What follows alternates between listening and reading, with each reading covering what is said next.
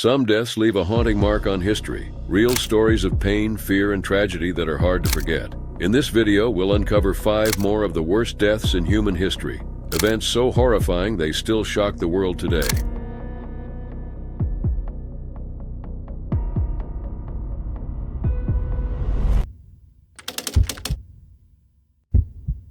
It was May 1998 in Leicester, England, when 2 bakery workers, David Mays, 47, and Ian Erickson, 43, lost their lives while working at Harvest-Time Bakeries. The company, part of the William Price Group, was known for producing bread and baked goods. On this day, the men were assigned to repair a large 75-foot industrial bread oven. The oven, used for baking at temperatures as high as 260 degrees Celsius, had been turned off just 2 hours earlier but was still dangerously hot at 100 degrees Celsius. Safety protocols required the oven to cool for at least 12 hours before maintenance, but management ignored these guidelines to avoid production delays. Every hour of downtime reportedly cost the company £1,120. This decision to prioritize productivity over safety led to tragic consequences. David and Ian entered the oven through a bottom hatch, crawling onto the conveyor belt to transport dough through the machine. The belt moved slowly but steadily, making it impossible for them to retreat once inside. They wore light protective suits, gloves, and padding, but this gear offered minimal protection from the intense heat. Their task involved retrieving broken parts and fixing the conveyor system. However, no one had checked the oven's temperature gauge, which would have revealed that it was still unsafe to enter. Not long after entering, Ian used his radio to report the unbearable heat. Both men realized they were trapped as the conveyor belt continued its 17-minute journey through the oven. There was no way to stop or reverse the belt, leaving them helpless. Ian, a father of 2, managed to crawl to the end of the oven where his colleagues pulled him out. He collapsed on the factory floor, severely burned, and died shortly after due to heat exposure. David, who was trapped deeper inside, could not be rescued. Firefighters later recovered his body, which showed severe burns and multiple injuries caused by the extreme conditions. Investigators found gross negligence on the part of Harvest-Time Bakeries. The oven's manufacturer had clearly stated that repairs should only be done after a 12-hour cooling period and by a team of at least 4 people. However, these instructions were ignored. Management decided not to remove the oven's side panels for easier access, which would have allowed for safer repairs. Instead, David and Ian were forced to crawl inside through the conveyor system. During the trial at Leicester Crown Court, the lack of safety measures became glaringly evident. The company had no proper permit-to-work system to ensure safety protocols were followed. Chief Engineer Dennis Masters admitted to forgetting about the issue and promised to address it immediately. The protective suits provided to the workers were later revealed to have been an afterthought and completely inadequate for the task. Despite warnings about the risks, management insisted on proceeding with the repair work. In the days leading up to the incident, both David and Ian had shared concerns with friends. David, who lived in Rushmead, Leicester, mentioned the job would be difficult but felt the pay made it worth it. Ian, eager to finish quickly, looked forward to watching the Football Association Cup final with his sons. Following the tragedy, Harvest-Time Bakeries and its trading arm, Fresha Bakeries Limited, faced multiple charges for failing to ensure worker safety. Fresha Bakeries was fined £250,000 with £175,000 in additional costs,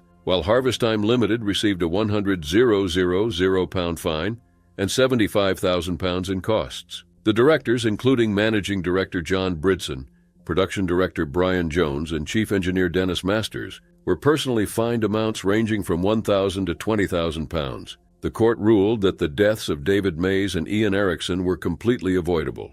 Judge Simon Hammond condemned the company's actions, describing their disregard for safety as devastating to both the victims and their families. This tragic incident shows how the failure to follow proper safety protocols can lead to irreversible loss. The lives of David Mays and Ian Erickson were cut short due to preventable mistakes, leaving their families and colleagues to grapple with the consequences of decisions made in the pursuit of profit over safety.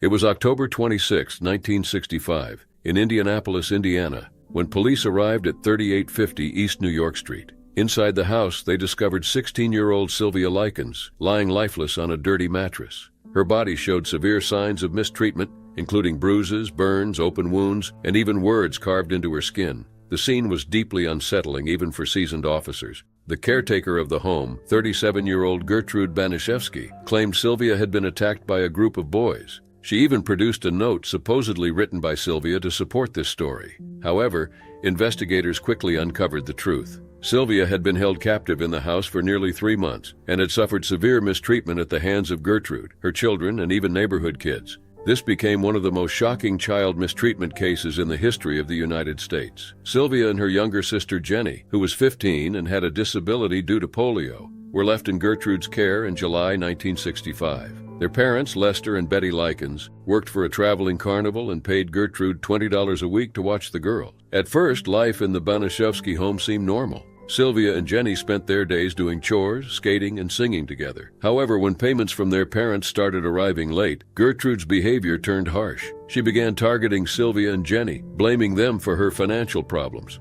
As weeks passed, Gertrude's actions escalated, with Sylvia becoming her main focus. Even minor issues, real or imagined, resulted in harsh punishments. Sylvia was accused of lying or stealing, and Gertrude used a paddle or belt to discipline her. Gertrude's daughter, Paula, and even local kids were encouraged to join in. Sylvia endured not just physical mistreatment, but also emotional and psychological harm. By the end of summer, Sylvia's situation became worse. She was often denied food and forced to rummage through garbage to eat. Gertrude subjected her to cruel punishments, such as pouring boiling water on her, and even forced a neighborhood boy to help etch degrading words into Sylvia's skin with a heated needle. Sylvia's attempts to resist or call for help were ignored by everyone in the house. By October, Sylvia's condition had deteriorated drastically. She was severely malnourished, covered in injuries, and unable to attend school. Gertrude confined her to the basement, where she was made to sleep on the cold floor. Food and access to the bathroom were restricted. Sylvia tried to escape multiple times, but was always caught and punished more severely. On one occasion, she reached the front door but was dragged back inside and further harmed. As Sylvia grew weaker, Gertrude forced her to write a note claiming she had been attacked by a group of boys. The plan was to abandon her in a wooded area and leave her to die, but Sylvia was too weak to move. On October 26, 1965, Sylvia passed away due to her injuries. An autopsy revealed over 150 wounds, including burns, bruises, and internal injuries. The cause of death was brain swelling, internal bleeding, and shock. Following Sylvia's death, Gertrude Banaszewski and several others were arrested. During the trial, Gertrude denied responsibility, claiming the children in the house were to blame. In 1966, she was convicted and sentenced to life in prison. Her daughter Paula and 3 other accomplices, including Gertrude's son John, received lesser sentences for their involvement. Gertrude was paroled in 1985 and lived quietly until she died in 1990. Sylvia's tragic story led to significant changes in Indiana's child protection laws, including mandatory reporting laws that require individuals to report any suspected mistreatment. Despite the clear signs of Sylvia's suffering, neighbors and adults who noticed her condition failed to act. This case underscored the importance of speaking up when something seems wrong. Today, Sylvia's legacy lives on through organizations like Sylvia's Child Advocacy Center, which works to protect vulnerable children. While her story is heartbreaking, it continues to push for greater awareness and action to prevent similar tragedies. It was September 10, 2002, when Miroslav Kuklis decided to dive into Croatia's Poganica cave on the island of Solta. Known for its dangerous depths and surrounded by local legends, the cave was considered a dangerous spot for divers. Despite warnings, Miroslav, after a night of drinking and celebration, set out to explore its mysteries. At 9:15 p.m., Miroslav joined a group of divers. Equipped with 15-liter air tanks and dive computers, they entered the water, which was a comfortable 24 degrees Celsius, or 75 degrees Fahrenheit. The cave's entrance lay at 9 meters, or 30 feet, below the surface and split into 2 paths, a shallow gallery and a deep gallery that descended to 57 meters, or 187 feet. Against all caution, Miroslav chose the deep gallery. The cave was treacherous, with narrow, silt-covered passages where a single disturbance could make visibility near zero. Even experienced divers found it risky, and Miroslav, likely impaired by alcohol, faced an even greater challenge. As he descended, the silt was stirred, clouding the water and making navigation impossible. With limited air and likely compromised judgment, he quickly found himself in a life-threatening situation. Miroslav's dive lasted over 25 minutes, far exceeding the capacity of his air supply. By 10:30 p.m., the other divers surfaced and noticed he was missing. 2 divers re-entered the cave to search for him, but found no sign of their companion.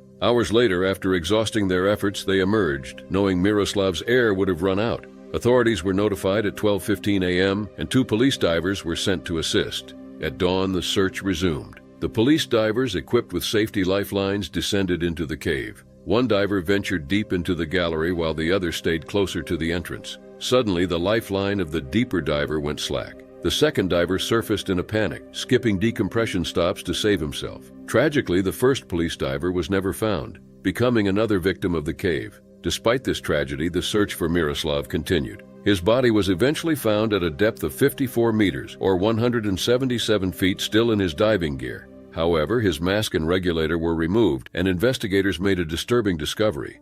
He had a chest wound caused by a knife embedded in his body. This raised alarming questions about what had occurred during his final moments. Authorities shifted their focus from recovery to investigation. 2 crew members from the dive boat were arrested on suspicion of involvement. Bloodstains on the boat's deck and data from Miroslav's dive computer were analyzed. These devices provided a timeline of his dive, including depth, time, and movement. The data revealed that Miroslav's descent into the deep gallery was intentional, followed by a brief ascent and erratic movements in the shallow gallery. Investigators theorized he may have been searching for an exit, but found moments where he paused, suggesting conscious decision-making. While alcohol was found in his system, the levels weren't high enough to render him incapable. The autopsy determined that the chest wound was the primary cause of death, but water in Miroslav's lungs confirmed he drowned. This indicated he was alive when the injury occurred. Investigators considered 2 possibilities. He was harmed by someone else or inflicted the wound himself out of desperation. The latter raised questions about why he brought the knife and whether it was standard gear or something he planned to use. Polygraph tests on the boat crew revealed inconsistencies, but there wasn't enough evidence to charge them. Ultimately, investigators concluded that Miroslav may have acted in despair,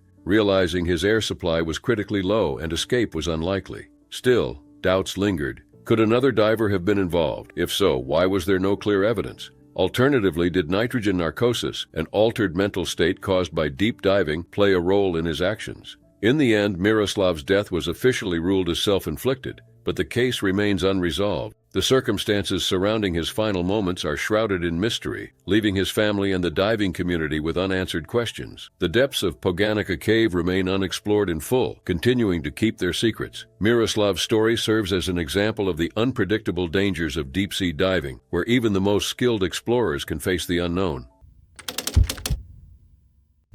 On September 2, 2015, an image emerged that brought global attention to the refugee crisis. It was of Alan Kurdi, a 2-year-old boy from Syria who had lost his life in the Mediterranean Sea along with his mother and older brother. His family, originally from the war-torn town of Kobani, had been fleeing the ongoing conflict in search of safety. They hoped to join relatives in Vancouver, Canada, but their journey ended in unimaginable tragedy. Alan's family had already endured years of instability. They moved multiple times within Syria, escaping violence caused by the civil war and attacks by armed groups. Eventually, they settled in Turkey, but life there was far from safe or stable. Conditions in their hometown of Kobani worsened in 2015, forcing them to flee again. Abdullah Kurdi, Alan's father, tried to bring his family to Canada, but their sponsorship application either fell short of the requirements or was rejected due to bureaucratic issues. With no legal options left, they turned to smugglers who promised to help them cross the Mediterranean Sea. In the early hours of September 2nd, the Kurdi family, along with 12 other refugees, boarded an overcrowded inflatable boat off the coast of Bodrum, Turkey. Designed to hold no more than 8 people, the dinghy carried 16 passengers, all hoping for a safer future. The family paid $5,860 for the journey, trusting the smugglers who had provided life jackets. However, these jackets were reportedly ineffective, offering no real protection. Alan's mother, Rahana, was afraid of the sea but went along, desperate to secure a better life for her children. The boat capsized just 5 minutes into the journey. The overcrowding and rough waters made it impossible to stay afloat. Alan, his brother Galib, and their mother were swept away. By the early morning, local emergency services responded to reports of the overturned boat. Around 6:30 a.m., Turkish fishermen found Alan's lifeless body on the shore. A journalist captured the heartbreaking image of the boy lying face down in the sand, sparking outrage and grief around the world. The photograph spread quickly through global media, becoming a symbol of the ongoing refugee crisis. It led to an outpouring of compassion and calls for urgent action. Leaders like French President François Hollande and British Prime Minister David Cameron expressed their sorrow. Refugee aid organizations also saw a dramatic increase in donations. For example, the Migrant Offshore Aid Station reported a 15-fold surge in contributions within a single day. The tragedy also sheds light on the failures of international refugee policies. The Canadian government came under criticism for its handling of the Kurdi family's sponsorship application. During Canada's 2015 federal election, political leaders used the incident to support their positions. Liberal leader Justin Trudeau promised to resettle 25,000 Syrian refugees, emphasizing Canada's responsibility to help. Meanwhile, others, like New Democratic Party leader Thomas Mulcair, called out the government for its inaction. Debates over the refugee crisis intensified. Some accused Abdullah Kurdi of piloting the boat, while others defended him as a grieving father who paid smugglers like others. Survivors gave conflicting accounts. Turkish authorities arrested a few linked to the smuggling operation, but they were minor players in a larger network. Alan's story highlighted the dangers refugees face. The photograph prompted calls for change from governments, activists, and citizens, while others criticized it as exploitative. Nonetheless, it made the risks families like the Curtis face in search of safety impossible to ignore. The tragedy left many unanswered questions. Why weren't there safer routes for families fleeing war? Could the international community have done more to prevent such losses? Alan's story is a sad example of the challenges refugees face and a reminder of the urgent need for solutions. It was January 6, 2017 in Sydney, Australia. Bernard Butch Gore, a 71-year-old retired barber from Tasmania, was visiting his daughter in Woollera. He and his wife Angela had traveled to Sydney to spend time with their family and often enjoyed lunches at the bustling Westfield Bondi Junction shopping center. On this day, Bernard left his daughter's apartment about 20 minutes before Angela. They had planned to meet outside Woolworths at 1 p.m. However, Bernard never arrived. Angela waited at the agreed spot, scanning the crowd as shoppers moved past, unaware of her growing concern. Minutes turned to hours, but Bernard was nowhere to be found. Angela retraced his usual route through the mall, stopping at familiar places where he often rested. When she couldn't find him, she returned home and contacted the police to report him missing. Later that evening, their daughter Melinda visited the mall to help search for her father. She gave security staff a description of Bernard, the time he left, and where he was supposed to meet Angela. The staff assured her they would search and review the closed-circuit television, CCTV footage. They checked common areas such as the food court, restrooms, loading docks, and garbage rooms, but did not examine the fire stairwells. Surveillance footage eventually showed Bernard entering the mall at 12:48 p.m. He walked through the busy corridors before being seen on another camera at 12:50 p.m., entering door L407, a fire exit stairwell on level 4. This was the last time he was seen. The door locked from the inside, leaving Bernard unable to exit. Although there was a path that could have led him out, he never found it. Trapped inside, Bernard was just meters away from thousands of shoppers continuing their daily activities. During the investigation's early stages, police did not review the footage of Bernard entering the stairwell. Instead, they focused on other areas near Woolworths and pedestrian entrances, assuming he hadn't reached the mall. This assumption delayed critical steps in the search. For the next 3 weeks, Bernard's family and police conducted a citywide search. Flyers were distributed, calls were made, and locations were checked. But Bernard was not found. On January 9th, police did a walkthrough of the mall, but skipped the fire stairwells, thinking the security team had already checked them. However, these stairwells, spanning over 14 kilometers, had been overlooked. Sydney's temperatures exceeded 40 degrees Celsius, making the stairwell unbearable. Bernard, on medication for high blood pressure and with mild cognitive issues, was trapped without food or water. His independence and determination likely prevented him from seeking help, thinking he could escape on his own. On January 27th, 21 days after Bernard went missing, a janitor conducting routine maintenance discovered his body in a fire stairwell near level 3. Bernard was found in a semi-kneeling position near a plastic chair, suggesting he had been sitting before collapsing. Investigations revealed he likely survived for several days before passing due to exhaustion and dehydration. The inquest revealed several missed opportunities that could have changed the outcome. Security staff failed to check the stairwells during their initial search,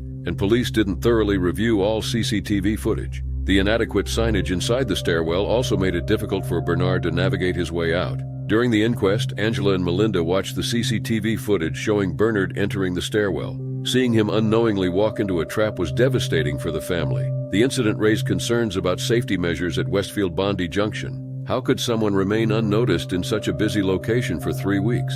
In response, the mall's parent company, Center Group, expressed condolences and implemented policy changes to prevent similar incidents. Deputy State Coroner Derek Lee recommended improvements in police search protocols, thorough CCTV reviews, and better signage in shopping centers. He also emphasized the need for more comprehensive searches, including areas like fire stairwells. Bernard's family continues to grieve his loss. They remember him as a strong, independent man who likely avoided asking for help to not inconvenience others. His son, Mark, described Bernard as someone who wouldn't give up easily. This tragic event leaves lingering questions. What if security had checked the stairwells sooner? Could Bernard have been saved? What if all CCTV footage had been reviewed right away? Or if Bernard had been carrying a global positioning system device? While measures have been taken to prevent similar tragedies, the heartbreak of Bernard's story remains a painful reminder of how small oversights can have irreversible consequences.